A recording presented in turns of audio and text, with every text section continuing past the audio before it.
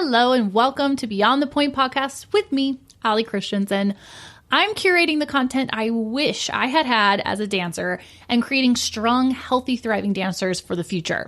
Not only am I your host and ex-professional dancer, but I own Align Fitness here in Huntington Beach, California, and I'm the creator of online courses for dancers such as lower body flexibility and turnout for dancers. It's Strength Month on Beyond the Point podcast, and this week I am so excited to continue our guests with people that I look up to and think have just a great grasp and are wonderful at sharing their knowledge about training young athletes in a strength realm. Some of you have heard a past podcast with him. We have Brenan Ghassemieh back on the podcast, and he grew up as a dancer and went into sports and is now a phenomenal trainer. He has a professional dancing sister, an ex-principal dancer at San Francisco Ballet. We continue to enjoy going to the ballet together, him and his wife. It's very fun to watch ballet with them as we have all developed an appreciation, obviously, for dance, but then B, we get to think about, we like sit next to each other and think, okay, how would we train that? What makes that person look better than this person? How come their jump is so much higher than this person? We love that stuff. So it's been very, very fun to have the Ghassemieh clan in my life. You will hear us talking quite a bit about the young basketball team that he is training currently.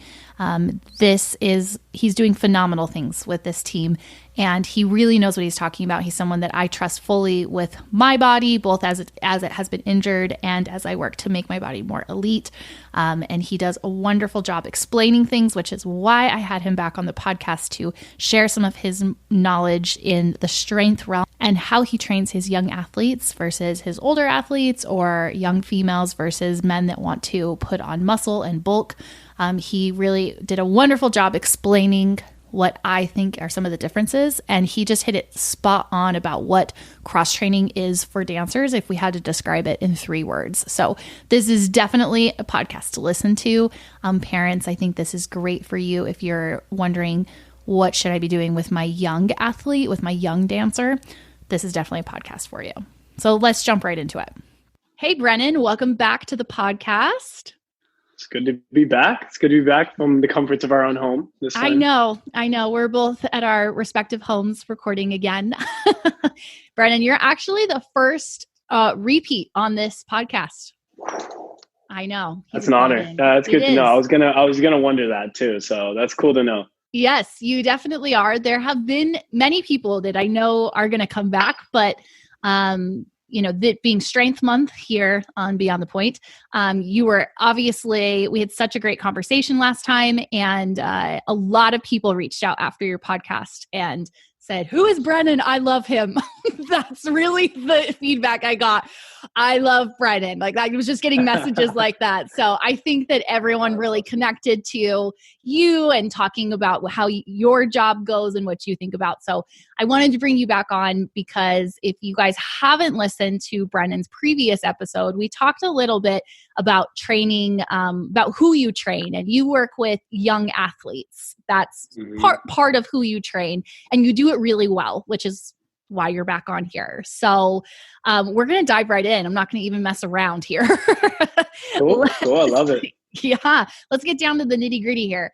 Now, last week on the podcast, we had Dr. Gonzalez, who you know, and we were talking about when we're looking at injuries and especially in dancers, what some of the elements are in strength training. And I know some of the questions that I get, and I know you deal with this, is how do you train young athletes that are female especially, and that their growth plates haven't closed? You can't load them up too much because we need to be safe with their bodies. And what are we looking at when we're making those decisions as trainers and good trainers as to what they're doing? So that's kind of setting the stage, you parents who are listening. But Brenan, tell me a little bit about when you're like what you're thinking about as you work with your young female athletes. You know, it's a really open question, which I love because so open.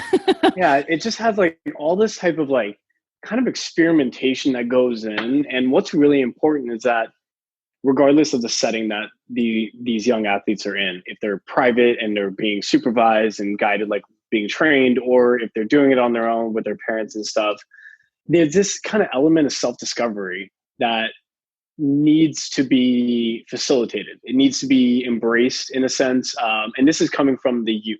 I feel like the youth athlete needs to understand that self-discovery is where you find greatness.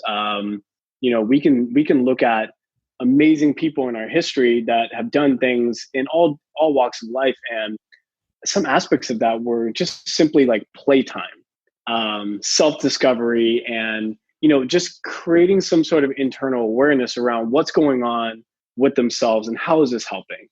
I think that's a really important foundation to work off of, because this is kind of how I approach the coaching aspect of this, because we can get a lot of feedback. For instance, my knee is bugging me on this. And instead of me taking that away, instead of me saying, okay, well, there's an injury, I need to like send you to Dr. Gonzalez or something like that.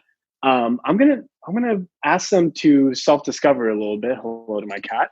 But I'm gonna ask them to self-discover a little bit and make sure that they can actually feel out a way that this movement might be bugging them, as well as a way that the movement doesn't bug them in any sense. Yeah, and absolutely. I think that's really like the biggest basis to start off with, which like kind of enforcing and encouraging a conscious awareness coming around when it comes to the training aspect, because we're going to get feedback regardless, but we need to also understand that like it comes with a certain set of questions and a certain set of like, all right, well, let's experiment with this. Do this movement real quick. Do this movement real quick. And it doesn't have to have like a big breakdown as much as just like, hey, discover around. Because when you mention, we're not just building them to build muscle and things. They have a skill set. I want them to work around that skill set and see like, does that cause pain as much as what they're saying this specific movement cause pain?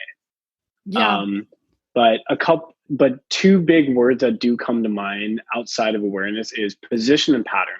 So can they get into certain positions that they're going to need to get into for their skill set, whatever they're doing, whether it's dance, basketball, everything around? Can they get into specific positions and truly own that position? Meaning, is it stressful to be in that position? Can they hold it for a while? Can I bring in other factors like close your eyes, let me push you around, things like that? That would really cause us to establish that you're owning this position. It's also known as isometrics in a lot of cases, because I'm not just getting them to like go. It's just sit there, let me know, like, and you'll show me, can you own this? After that, you start to build in pattern, which should be in a lot of our basic movements, because those basic movements are our foundational pieces, so that we can train that, we can repetition that. Because once you get into the skill set, you're dancing, you're playing a sport, it doesn't work in those reps of that exact same movement. That's not how the skill set works. So pattern this, train this, focus on this, and find a way to maybe load it to make it more stressful. But this is a controlled training environment, so we can do that here, because once you get to the skill set, there's just a lot more variables where we want to encourage them to have a little bit more freedom. And that's not where us as the trainers really need to like poke into too much, Yeah, absolutely. This morning I was teaching something free on Instagram. I was doing a core workout, and some of the biggest feedback I've gotten from the dancers and the parents is, wow, I've never done a plank like that before. And it's just a standard plank, but we're talking about tension cues and external cues that I think are just not commonly taught in the dance world specifically.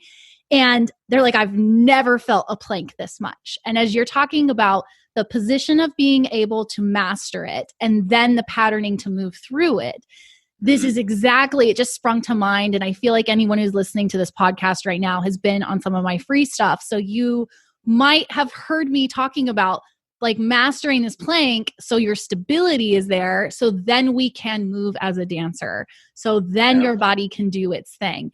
And today we kind of evolved those planks a little bit. And I see on social media all the time, so there's so many trendy ways to move. I say trendy, but there's so many things that look so fun and challenging. And then when I see my dancers come in and show me, I'm like, please stop that. Like, we need to get back to that position because the position isn't strong enough to then pattern it. So as you're talking about that, that's just what kept springing to mind. And I think that that's something that you guys will be able to listen to and hear is like, I understood that because I felt it so differently in my body. I owned that position. And now when I stand up, I'm able to move in a pattern more efficiently. And all you did was plank. I used an example, podcasters, that last week I was telling there was a dance teacher I work with, and we were working on like planks. It must have been planks. But she was in the studio teaching her kids, and she was saying that as they were doing rond de jambes with their legs circling around, that the kids were like little wiggly worms. And and she said, instead of me like trying to nitpick their corrections of what could be done, I had them get down. They did the plank that we've been doing. And when they stood up, she's like, it's like they were new dancers. Like they were strong, they were holding, and I didn't have to correct them. They just adapted. I was like, that is to me where I want strength to come in to your dancing. When we are able to own something, the patterning then can slip in all these different ways that you guys have been working so hard on. And I don't have to really teach you how to be a dancer. I just have to teach you how to use those patterns. Somebody very near and dear to me, and extremely well known, has always talked about how much beauty there is in the basics and in the mundane and in the things that can be extremely repetitive and can get boring because you feel as though your skill set has accelerated. Now, that is true if you continue to work on these basic building blocks, this mundane type of actions that your skill set that you want to improve on is requiring. Of course it's going to get boring because you get better at it. But why would we go right past the foundation? And it seems as though we're kind of in a rush to make things more complex because we believe that since our skill set, we're improving and therefore we can make that more complex. We instantly have to make our training and the preparation for the skill set also become more complex. And I do feel as though we're kind of just wanting to impatiently jump past that, like the plank, for example. Probably the best example I can think of when it comes to positional strength exercise and doing it right. I've done a lot of planks in my life. I'm sure you've done a lot of planks in your life. It never gets easier. I know. To a certain extent, you do a plank right, and it does feel challenging, and it always feels important once you do this. So, I have no problem personally being a little bit redundant, especially when it comes to the youth, because I want to teach, like, there's a patience, and this does not mean that you're not progressing quick enough. It just more means that you're willing to do a lot of the same tasks that have carried over into skill sets. And especially when you have that skill set, that's where you can see this amazing stuff happen because you really set yourself forward with this amazing foundation that you've built. Yeah. It's very important for me to keep that in my head because I'm sure yourself with training your clients as well as myself, and especially with the way we're doing it right now virtually, we can even think in terms of like, do I need to switch it up now? How many weeks has it been? So on and so forth. But, you also find that when you keep to those basics, it still is challenging and it still is bringing them in the direction that they want to go to. Yeah. Yeah. And when you do become, well, my favorite saying this year is savagely good at the basics. When you become savagely good at the basics, things are always feeling challenging. You always know how to turn your own body up or turn it down, where to put the effort, where to take away the effort. And that so perfectly applies to dance, but just life. Like, when do I push and when do I hold back and let things happen? That's what I have started to notice in my own body over the years, is as I've mastered and continue to master the basics, I know when I can push forward. I know when I need to step back, and my body thanks me for that because there needs to be things that are easy and that have a little bit more give to them, and things that I need to push forward through. But as you were talking about, I don't know, just the patterning and being okay with those basics. I don't know why this sprung to mind, but I see a lot of kids because they do extreme dance things that are very unnatural in the body. Their parents always say, why are they doing this? This is not normal. And I'm like, you're absolutely right. This isn't normal. But what I always explain to the kids is that they have learned a pattern of movement from observing their parents, from observing their lifestyle, from observing their teachers. So when they have habits, which we all have, they've just been visually learned. And when you think you have an issue that's like quote hereditary, or you're like, oh, my mom had this. Like, you probably didn't get your mom's hips. You got your mom's patterns. You learned how to walk watching your mom. So when we're looking at teaching the basics, nobody in school was ever taught like, oh, this is actually how you squat. This is how you move. You and I, when we start working with these athletes at a new level, we're reteaching basic human motions that need to be strong in there. So most of us, I'll dare to say all of us, have developed bad habits, and I use that word loosely, bad, but just habits that cause stress on our bodies, and it happens to everyone. And so when we're talking about the basics, this is like the basics of moving to be healthy. Let on top of that, being elite in your sport, whatever that is. Yeah, no, that's very well said. And, especially a youth athlete, a young kid, I mean, think about the stages of growth that you go through from birth all the way through to 18, 20, 21, where growth in a lot of cases tends to slow a little bit, right? And, every single year seems like a completely different person in front of you. And even the people that you see consistently, it's almost like they're changing, at a moment. I mean, my girls' team, they're all about to turn 14, and I have one that just turned 12. So this it's very change-inducing time is coming. And I started to think of it as like when you're building a building, you're starting to build like the structure, like the bones of it. Like, you're building the levels, the concrete, so on and so forth. But you don't really build the electrical wiring in there until after you build the bones of it, right? So I'm thinking of these girls, they're starting to grow out, and their movement is now getting a little wonky again. After it started to solidify itself and get a little bit more mastered. I'm not making things extremely complex. They're pretty similar to what they did when they were 11 and 12, but now I'm seeing them and they're 4 inches taller, and they're just a little bit more disconnected. And I think of it exactly in that term. They're disconnected. The wiring hasn't gotten out to that point where their brain, that control center, is able to really dictate like, hey, this is how you move with grace, with rhythm, fluidly, and with like full extension.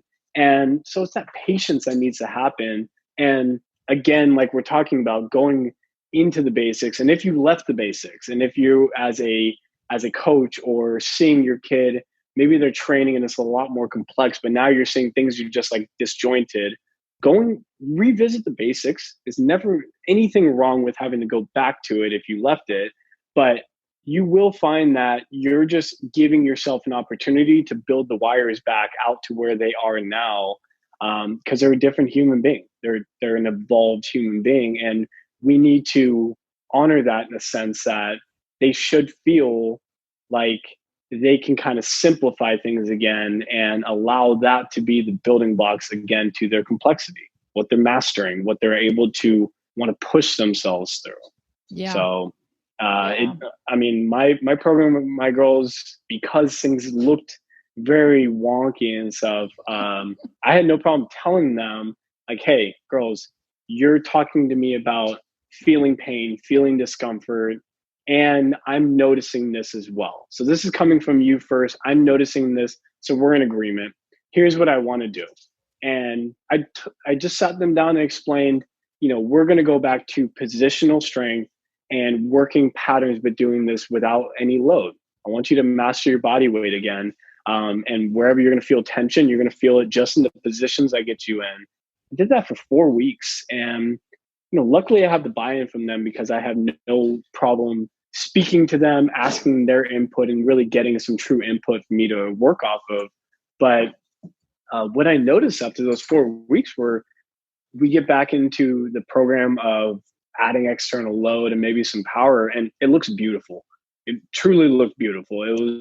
It was like they all kind of figured it out. Even certain things like that they were doing in the game that they were struggling with during that time, suddenly just kind of started to put itself together. So you add in that practice and those basics, and things kind of cultivated back to that movement mastery that we want to gain for these girls. Yeah, absolutely. I see that, as we have gone virtual over this time, I'm already seeing clients virtually for a few years now, but my people that I see in person, it's been fun to see their adjustment. One, the first week was like, blah, like, I'm not seeing you in person. How are you going to help me? You can't touch me. We're not doing gyrotonic, like all these things. But the second week, they were like, oh, I really liked that. Like, I had to figure things out for myself. And I think the biggest thing that I'm seeing with the clients who I see in person is they're used to a lot of possible variety, whether that's with the gyrotonic equipment I work with, or I have all the props, all the things that we can use. And I don't really think I'm a heavy prop trainer, but they don't have anything at home. They have a backpack full of stuff that we're using for lots of things. And that's totally great. And so for them, making that switch, going back a little more basic than, I think it's more mental for them, like being like, okay, I'm going back. We don't have all these fancy things. But I noticed, as you're saying, this 4 weeks of time, and I'm sure it was a different time for you, but I just said to this little 12-year-old, I said, your body looks so different in these last 4 weeks of working at home. And I know I'm still seeing you every week, and I'm sure she's grown and is all legs now, but her body looks really different. And I think it was a little bit of the mix up of what's happening, what she's used to, both mentally and physically. But for her, it was like, okay, we have to go back to a little bit of basics because you have to figure out how to work from home now.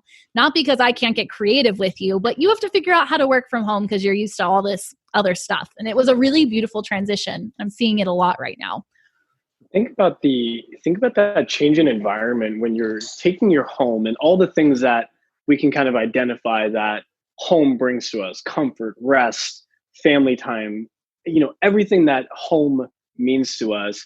But for the vast majority of us, it was not exercise, working out, fitting that in, because we had a gym, we had, a Pilates studio, we had things that instantly were the identifier of physical activity, strength training, whatever you wanted to place a name to, you had a place to go. Now we're in a place where it's stay at home, and our home is now the office. Our home is now our playground for our kids and the classroom for our kids. Our home is also now the gym. And now many people have home gyms. The home is just now their gym. And I love what you're talking about, because you're on the side of embracing this with your client, and also on the side of action, on the side of progress, because positive is productive, right? And we need to remain positive in the sense that, hey, we're dealt this hand and you still have the opportunity, at least for this, your health, your fitness, your performance, at least you still have this opportunity to work with this, and we're able to supervise you and guide you through. And personally, as a coach, I'm loving the fact that we are able to have to be adaptive and be creative, because regardless of that backpack full of equipment, we know it's not what you were able to offer in person, not able to offer it's not what I'm able to offer in person either. But being able to just let them embrace the fact that, hey, this is what we're going to be working with. All of your goals, everything that you wanted to accomplish, nothing goes out of the window here. We're finding new ways to do it. And we're also changing the overall thought process around what your home was before. Now, think about this time after our quarantine is done, after the doors open back to our gyms and things. Maybe there's not going to be such a deep identifier with this is the only place I get my physical activity done. You've had all this other opportunity, both within your home, going for walks, newfound appreciation for where you live, because now it can start to have the message around, oh, I can be physically active and keep my health going. And I know how to do it at home very simply without needing the amazing equipment that we have available. Typically, we just don't have that now. So we're making lemonade with it. Yeah. Yeah. I know I found that for myself. And I'm kind of impressed with myself and pat myself on the back. There's a lot of things that felt out of whack with my schedule, and making this adjustment to being home all the time, as I know it is for every single person on the planet right now. But I'm going for more walks because I'm like I'm not standing up working all day. I'm sitting and standing and leaning over, and I'm doing all these things. I feel like I need to get up and walk more. And that's one of the best things for me to do with past injuries, a hip, a back, is just walk. So I'm finding these new habits, and I'm actually thinking, oh man, when I go back to work in the office, how am I going to keep this habit? Because my schedule is different there. And I'm liking the doors it's opening, and the possibility. We actually, a couple days ago, I posted it on Instagram. One of my favorite coaches is Dan John, and I love his stuff, and it's super simple. It's just easy to understand the human body. And we have a sled at work, and I love to use that for dancers to find effort in their whole body without like overexerting. Haven't been able to do that because we don't have the sled in the office. So we hooked up something onto the car and pulled the car down the street. And I saw that. I was like, it felt so good. And I know that some of you are like, that sounds super extreme. Maybe it is, but I really don't think it was. It felt so good. And having that already had been movement that I'm used to and just haven't been able to do because of the circumstances. I was like, we can figure this out. And it gave me new feeling, new drive through my body. And I'm like, oh, this is how it should feel when I do this in the gym. That was really important. I was like, holy cow, I don't know if I'll ever go back to pushing a sled. This feels great. So new opportunities to feel something that I already thought I had felt, but I felt it in a new way. And you just kind of brought it back to that self-discovery aspect.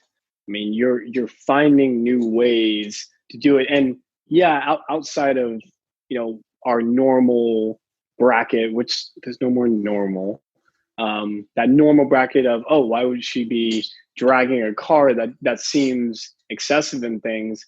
It really isn't excessive, because if you did that exact same thing in a gym, nobody's looking at pushing a sled as, oh, that's really excessive, because it's a tool. It's made to look like you're supposed to push it.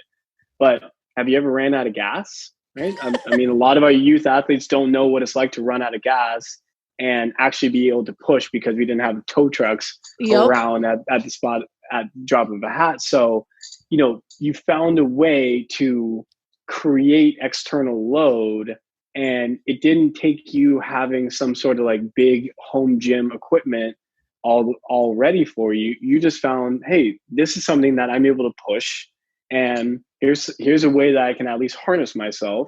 And you did it, and it's fun, and you're creating new tools. You're being adaptable, and I think that's really important. And right now we have the best opportunity to be adaptable, but it's very important past this time to understand that adaptability is really what creates some of the greatest athletes and performers of our time. And it's because they don't necessarily leave the basic building blocks, but they're so ready with that foundation that when things, suddenly get all out of whack and it's a little bit more of an abnormal challenge, it's not a big panic. They're used to it, and they're ready for it. And I think that adaptability that you just show with that example is every bit of why results continue to come. Because you're not always going to get the best opportunity. Your environment's not going to be set up. Your time's not going to be set up. You don't have the right guidance, the right plan maybe, but progress can still happen. And maybe we need to reframe what you're trying to achieve, at least how you're seeing it in your head compared to what it looks like on your real progress. But nonetheless, the adaptability of, looking inward and saying, how important is this to me and what am I able to do in order to keep going? It doesn't have to be perfect. It has to be done. It has to be consistent. And anything consistently done will probably bring you in the direction of the outcome that you're seeing.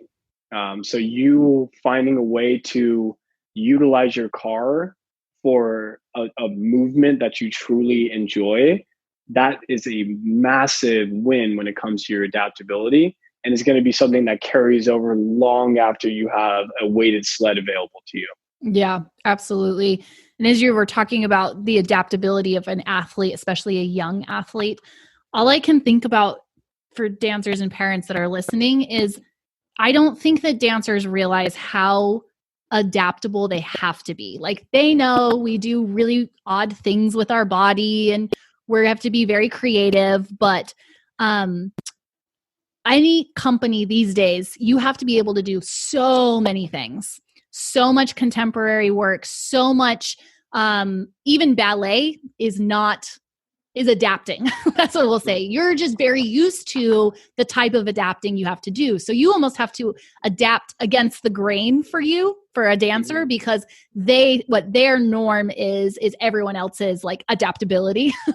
So dancers, you think about the best contemporary companies and tell me that they don't have to go through extreme ranges of motion that are not turned out, that are not moving through a flow with control in a new pattern. The floors are slippery. The stages are different. The things get wet. There's sweat on the floor. There are so many things that when you really think about it, this is why we cross train. This is why we add in that strength work outside of the studio so that you can move the way you want to. That's the bottom line. It's not about being a great cross trainer, like unless you're going to be a professional, someone who cross trains. Your goal is to be the best athlete, best dancer possible. And you have to think about all the external elements that work against you and for you as you find that adaptability in your studio work. And even think about that. If, for this example, I want to be the best dancer possible, at least for myself. But just ballet. Imagine that second part of the sentence and that discrepancy there, because you fell in love with dance. You just happen to maybe gravitate more towards point and ballet as your favorite expression of dance. And while that may be true, and there's nothing wrong with enjoying like maybe one specific subdiscipline of a greater art form of dance, but to really appreciate it also needs to have some sort of experimentation around all those different styles and expressions of dance that you were mentioning. And that variability absolutely makes you better as a ballerina in this case, 100%. So you challenge yourself with that variability, you're going to find that those skill sets do carry over into being a better ballerina.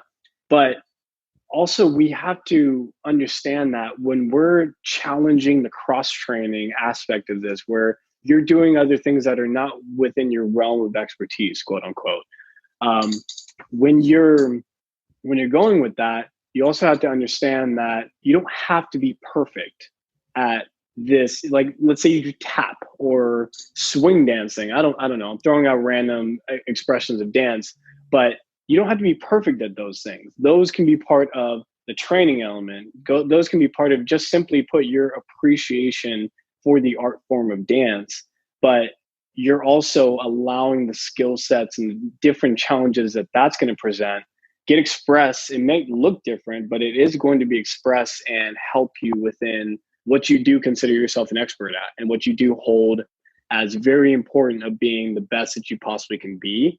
Don't worry about trying out something else and needing to be perfect at it. You can simply just try it out just because it piques your interest or because you know that it could help you even within just like a little percentage. Yeah. I remember one of the first times that I trained with you, because I work with Brenan. That's why I love him. You had me, it was after a back injury, but you had me jumping side to side laterally. Mm-hmm. And I think you call it like puddle jumping or something like that. Puddle jumps. Yeah. Mm-hmm. So just jumping side to side.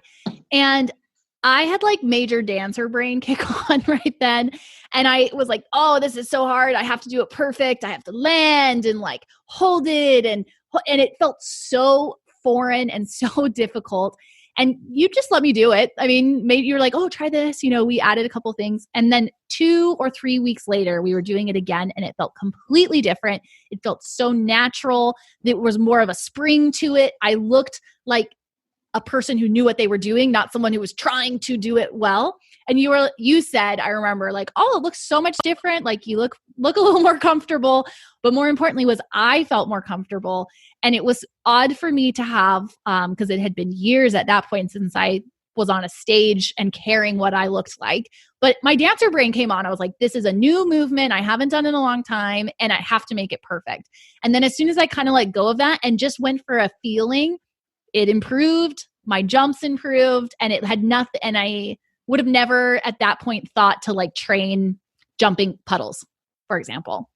Yeah, it's a wonderful example. And, you can even like pull out some of the playfulness that it has there. And therefore with the playfulness, at least how I want to approach every client. I mean, your elite NFL player, your 60-year-old personal training client, your youth athlete that's just starting off with basketball, does not matter. I want some playfulness here because yes, you're going to take it seriously and your own intrinsic motivation is going to create that scope.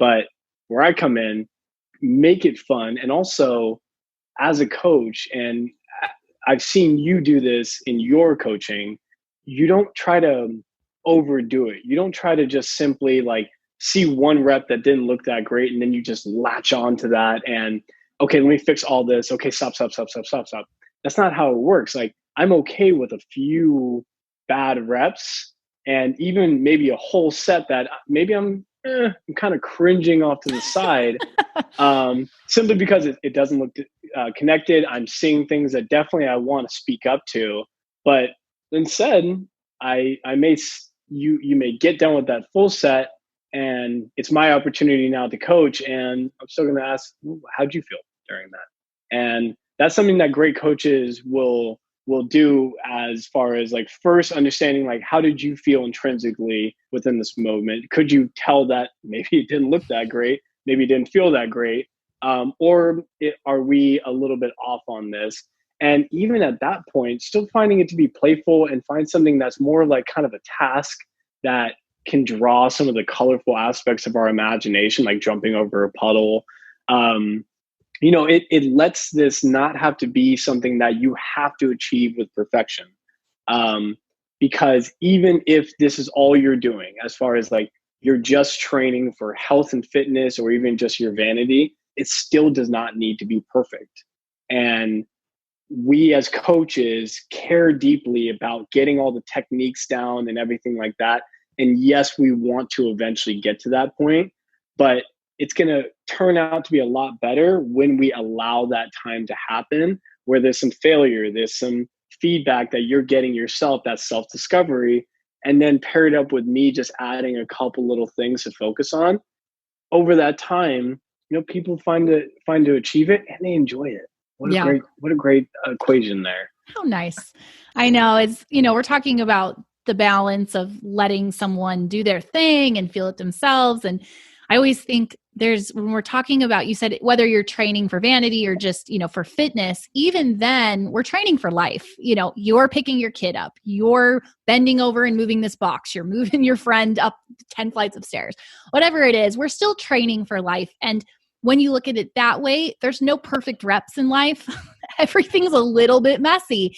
And of course, as a trainer and as a movement coach, I want you to have the best movement possible. But as I know how to squat, I know how to deadlift, and I still do things wonky sometimes, and it's that movement variability that allows me to do it wonky so that I'm okay and can do it again. And that playfulness kind of comes in because I think as you're not sinking and settling and like trying to figure out each little thing. If you're rebounding and just playing, little kids spring back from things so often. And I think it's because they're playing. They're not noticing the small little things. And Dr. Gonzalez from last week, I don't think he said this on that podcast, but he always talks about, he takes them through rehab, actual rehab. And he kind of refers on this this triangle that once you get up the triangle, you have to get into the playful level. So you can work and work and work and detail, but then there's a level that you're going to plateau at if you don't find the playfulness, if you don't try new things, if you aren't open to fail. So even in a rehab perspective, that's what we're looking at. And that is an opportunity we have as coaches when working, especially with somebody who's, like a sponge, to be like, let's just figure this out. What do you do in life? How do you move? What are your challenges, whether that's in life or dancing or basketball, whatever it is, and then building something around that. There's one concept of a mentor of mine, Michelle Dalcourt. He talks about a relationship between load and degree of freedom. So load can be like the intensity or even simply the external load of whatever movement we're training. And the higher that goes, the less degree of freedom you have. Mm-hmm. So I do consider that as like, there might be a time where there's a really heavy deadlift. And yes, I am a lot more specific. We need to make sure you get locked in because I'm not going to be, explore around when that load doesn't really give you a lot of time for freedom. Absolutely. But there is a lot of opportunity to have degrees of freedom with any type of movement, and to allow that and encourage that, just like you said, it allows for life to not be such a threatening thing that you need to put yourself in a box for. Allow that degree of freedom to kind of dictate what you want, Yeah. When I'm working with my dancers, both in person and then now in the strength course, when we add weights, because it's a foreign aspect to a lot of dancers, my rule is no talking while you have weights in your hand, because that, like you said, that degree, I feel what I observe from dancers is it very quickly gets to the corner where it's like, no, you need to know what your form is. But then as you start to understand that form, I think that freedom comes back a little bit as you're on a lighter weight. But you're absolutely right. The freedom comes in your movement, and then there's form and focus. And when I'm lifting, when my dancers are lifting, I have a 1 rep rule. As if you feels wonky, you have 1 rep to fix it, and then we pause. So it's not that you're done. It's not that we can't do it again. But when we're lifting a weight, when we have that load, that is the time to be diligent about our form. But then when they're doing bear crawls or whatever else, it's, keep the water balanced on your back. If you think the water's balanced on your back, sure. We'll see. Let's put a cup on you. We'll see if you don't get wet. But, there's those times. And I think that's what I enjoy seeing about your work and good trainers is finding that balance, and especially virtually knowing when to call something out, when to let it happen, and to find the joy in movement. Yeah. And with that virtual aspect, like the skill sets that we have to utilize through our communication, it just gets highlighted so much more. We can't use our hands. And yes, we're seeing them. They can see us demonstrate and things like that, but we're not right there. So they're in a set and they're not able to look over at a computer screen, things like that. So our communication just gets really important. And for that matter, even I've had to consider things like connection issues and delays. I'm shutting up a lot more. I'm noticing things in their home. And also part of that virtual training, I'm sure you're loving it too. Like seeing their kids sprint around, like their cat, their dog. I mean, I've had my dog and my cat wrestling in the background while I'm demonstrating something. Like this in itself does help within their progress, their movement capabilities, because there is a playful aspect around them. And instead of us like, hey, can you get your kids out of the house, room or anything like that? None of that happens. It's like, no, hey, let your kid watch and, hey, what do you think it looks like? How does dad look in this case? And, you want to make it fun. You want to make it enjoyable. And I think this new opportunity for virtual training has really shown not only how important our communication is, but also how much of a nice environment shift this can be, because they're tagging you with proper movement capabilities and they're enjoying it. So, yeah, I think overall with virtual, it's been a really good test of our skill set, but also in a really positive aspect, especially at this time right now where we can definitely get caught up in any of the minutia around worrisome behavior. Yeah. Yeah, absolutely. As you're, I mean, you train in person and virtually, you train a wide variety of people. I know you work multiple times a week with your specific teams and young athletes, but as you're thinking about your training, especially like in the home where we don't have access to all the equipment that we would if you were inside of a gym, when you're working with the young athletes and you can't load them up too heavy when they're under a certain age, because the growth plates aren't, formed, closed, and there's other aspects that we're looking at as trainers. But then you also have the adults, I'm going to call them dudes, who want to gain muscle. That is their goal. When I think when humans hear strength training, they think of Arnold Schwarzenegger in the gym bumping iron. That's the image that we have formed, and we have to move away from that a lot. But how do you think about the movement differences for some of these parents who are wondering, well, what can my kid do? What am I looking for in a trainer? What's some of the differences that you see in your training with your young kids versus the adults who want to gain muscle and see those types of differences? So one thing, there are a couple of themes between those two kind of distinctions that are very much similar, especially right now, because I'm embracing the lack of equipment and space and overall environment for training, in the aspect of, yes, body weight. And, we've now been 5 weeks removed from gyms and things like that. And I'm starting to see social media talk about how, all right, I'm sure body weight you're getting sick of it. So do this and this. But there's a lot of different ways you can express it. And one thing that's been very similar for both, and especially for youth, I want them to focus on, is that isometric type of exercise, and AKA positional strength. That can be always utilized, and for a number of reasons. So it creates the highest amount of muscle recruitment. So all the fibers that you're putting in tension, you're under that amount of time, it is going to create a certain recruitment aspect to where when you start to move through that pattern, you're actually getting more out of it. And I'll talk in a second about how, like an example of how I do it for both parties. So you have that positional aspect. Incorporating some power training in there just with body weight. And there's really two aspects of that: the landing capabilities. So a drop squat is like my bread and butter right now. I don't have them stepping off of something or anything like that. But a drop squat is really coming from tall and snapping down. But there's a lot of different variations that you can challenge that with. That is a plyometric, because that is a landing aspect of it. And then I reward that with some springiness. So pogo jumps, just with their ankles. I know I've seen a lot of ballerinas and dancers do this, just long term. So you're incorporating the springiness with the landing pad that they need within plyos, because regardless if the landing is mastered, most dancers land and jump again. So that springiness is important, but they need to do it under a more mechanically appropriate expression. And that happens through really working on landing.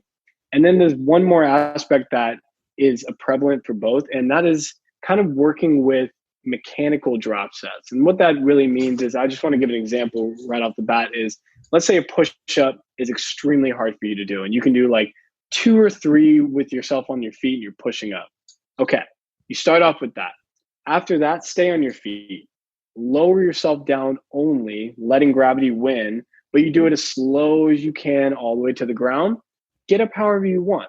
keep doing that until that gets exhausting.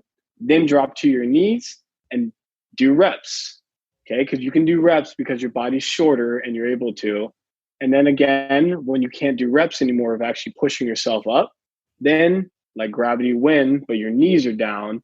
That's an example of a mechanical drop set where you're consistently finding the more challenging aspect depending on what kind of mechanical advantage you're giving yourself. And that's just one example, but that's my favorite example. And yeah, it's great. Across the board with a guy that wants to gain a lot of muscle to my youth athletes that need to gain a lot of strength, that exact same set, just done in a different communication form, is still attacking both of their goals and keeping them on the way for that. So those are kind of just three overall themes of isometrics, some power training, but doing it more, breaking it up, and utilizing the advantages of mechanics that we can use to consistently make a more exhaustive set. Those three things have been very prevalent in all of my training for all my clients. And that's because I'm going on the assumption that they have no equipment. So it allows me to not have to tell them, hey, I can't train you this way. Where I'm just simply expressing this differently than I could in the gym with all the weight I need. Yeah. Yeah, absolutely. And your 3 points, I was like, well, that's dance. Exactly. If you had to explain what it takes to dance in those, in these types of words, that's dance. And I think that dancers don't realize how much they're landing. And I don't even mean from a jump, just from a releve, from just going up on your toe and the control down. That's a landing. That's that isometric movement you're talking about. The power comes when they go into a movement, when they step, when they go on a toe, when you jump. And then we're working on that patterning and then controlling that. And so it's like, I was like, oh, yep, that's dance.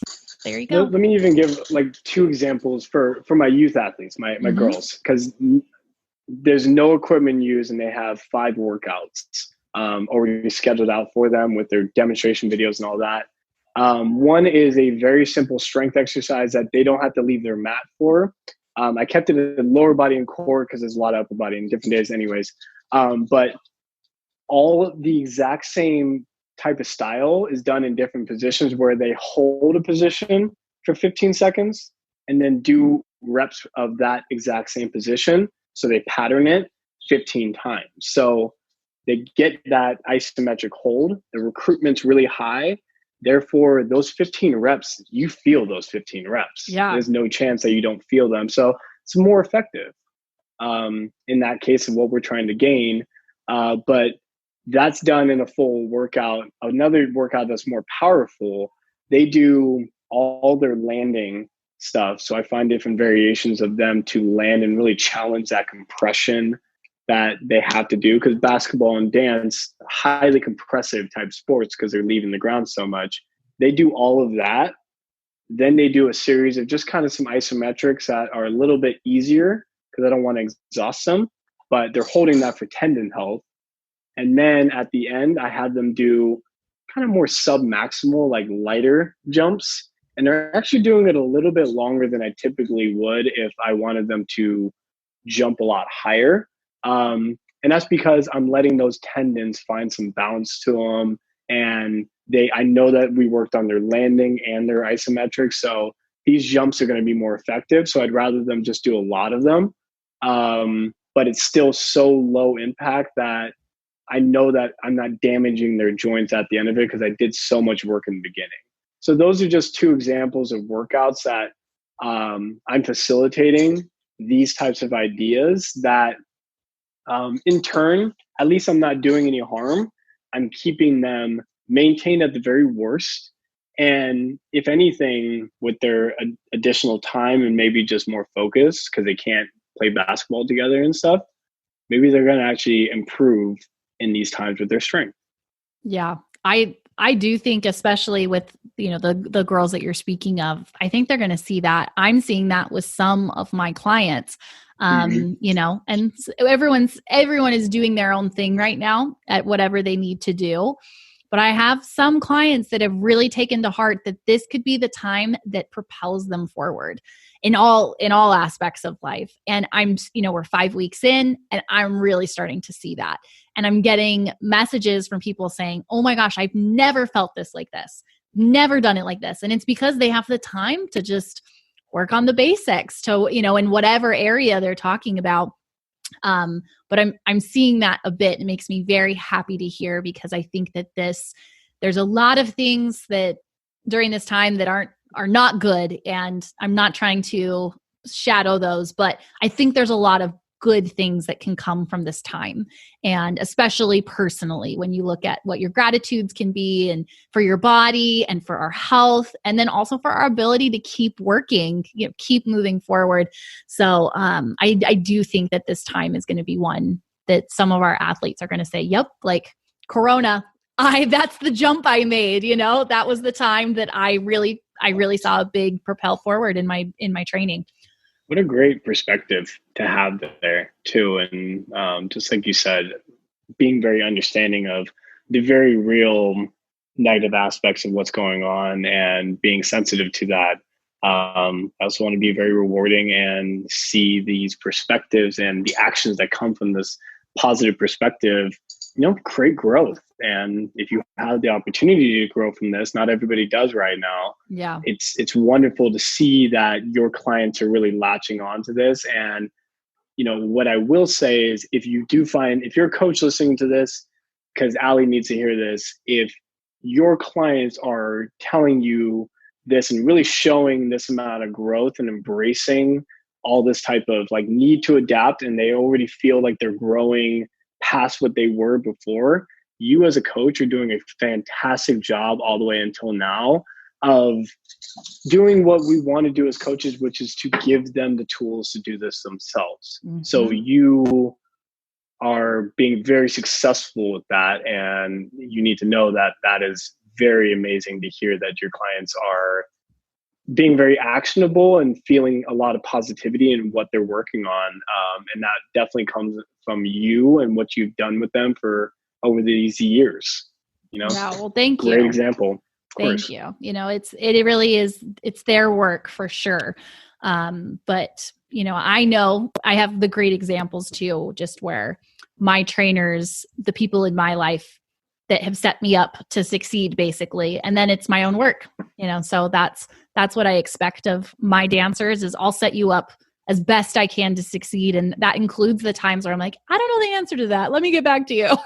But I set them up as best I can, and then it's their work going forward. And that's one of the big aspects, I think, of this new endeavor I've done, a year of strength training with dancers through this new Dancer Strong program, is I will set you up as best I can, incorporating all the aspects that you were highlighting, and also just trusting that everything has a plan.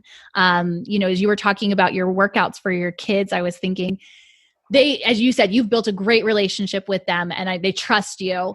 I know that sometimes, especially when I start working with a new client, they're like, but my goal is this. Why are we working on this? I'm like, just trust me. Just go with it. Like, I promise, if you do this week, next week, you're going to be like, oh yeah, I see it. So it's been fun to see the dancers in this new program. The first month of it is basics. I've said in that thing, it's savagely good at the basics. So when they're getting through that first month and they're like, oh my gosh, I didn't realize that I felt this, and this now. It's like, yes, you have taken what I can give and you've run with it. So keep doing that, keep moving forward. And that's what I want for them. So thank you for that. That's but if you're a dancer and you're listening to this, you really have to understand that Ali is, of any dancer, any performing artist I've ever met, has a very strong understanding of strength training and a very strong respect of what that means for a performing artist. And so if you're considering and you need that type of supervision and that type of guidance, you need to experiment with this, because a lot of time is put into it and a lot of expertise on both ends of understanding strength and being a high-end performing artist herself. You need to trust these types of people because they care and they can also relate to what you're going through and what you might be questioning. These are the people to trust and at least experiment with. So if you're a dancer and you're considering this program, jump on it. Seriously, don't even think twice about it. Oh, thank you. Thank you. Thank you. Well, Brenan, we can keep chatting, but we've definitely gone through a lot. Tell everyone how they can find you on social media. So it's just my first and last name. So it's BRENAN_GHASSEMIEH. I have to spell that really slowly because it's hard. My name's hard to spell. Feel free to reach out to me on social media. Ask me any questions you want. That's what I want to do. I like when people have curiosities and they're going to go off and interpret it and act on it however they want, because a lot of people I can't see in person, especially right now, but reach out to me on social media and see how I can help. If you have any questions, any curiosities, if I can't help you, then typically I know the person that definitely can help you. So yes, reach out. Yeah, absolutely. And, as I think I said, Brenan is one of the trainers that I trust with my body and has helped me through several injuries at this point. And he really does, one of the reasons he's on, I realized I didn't really say this at the beginning, but Brenan was a dancer at a young age. He grew up in a professional dancing family. His sister is a professional dancer. His brother-in-law is a ex-professional dancer with San Francisco Ballet. The Ghassemiehs are an artistic family and a very smart family. So, as he's been talking about the difference between dancers and young athletes, and as you've been touching on what it takes as a dancer, that's speaking from experience, and you are a very observant person. And that's one reason I love to have these conversations with you, because you point out things and I'm like, I never thought of that. I never thought of it that way. So having you on, Brenan, is just a treat for me to sit here and talk with you. And if you guys do, please reach out, take him up on that, because Brenan is very, very intelligent. He's very observant, and I'm very lucky to have you in my circle and as one of the people that I want to reach out to. So thank you so much. Thank you, Ali. That was very nice. And it was an honor to be on not only once, but twice. Here, I'm now tied with Seb, so we need to get me on for a third time so I can beat that. Next time we do this, we're going to try and bring on the whole Ghassemieh clan here, because it's a treat, man. It is a treat. Must see. Yes. 100%. This needs to be like a visual. I don't think it can just be a podcast. So we'll have to figure out how we can do that. Yeah. We'll get Dr. Gonzalez to try to be Vitor. That's what we need in life. Please. I know. Yeah, we'll do like an Instagram live or something, so we can do it like all us in the background here, and then you and Seb. So there you go. Yeah, that'd be great though. But thank you, Ali. I appreciate this. Thank you so much for coming on, Brenan. Doesn't Brenan just explain things so well? He's so clear, and he does such a great job of painting a picture and using explanations and examples of how he works with his clientele and trains his young athletes, which is why he's back on. We really will have to do maybe an Instagram live with that whole Ghassemieh clan, because that would be a treat. It's very fun to have all of them on and sharing their thoughts and opinions in the dance world and on other things. So we'll have to see if we can make that happen. I want to thank you guys for joining back in on Strength Month. This has been very fun for me to continue to hear from the people that I love, the people I admire, and I'm so happy that I can share a little bit with you. If you guys have any questions on anything you heard on the podcast, you can reach out to me at info@alignfitnessbyali.com or over Instagram, alignfitnessbyali, and I'm happy to answer anything I can and direct you where I see fit. So everyone have a wonderful week. Keep training, and I'll see you all next week back here on Beyond the Point.